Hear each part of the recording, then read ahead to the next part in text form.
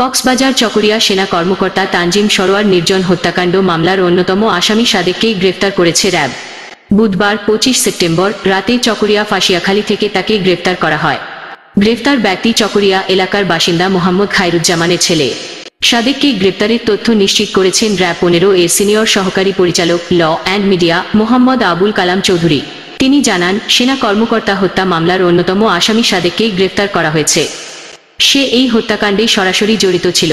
প্রাথমিক জিজ্ঞাসাবাদে সাদেক হত্যায় নিজের সংশ্লিষ্টতার বিষয়টি স্বীকার করেছে উল্লেখ করে আবুল কালাম চৌধুরী জানান, গ্রেপ্তার আসামিকে চকরিয়া থানায় হস্তান্তর করা হয়েছে। সেনা কর্মকর্তা লেফটেন্যান্ট তানজিম সরোয়ার নির্জন হত্যার ঘটনায় পৃথক দুটি মামলা হয়েছে।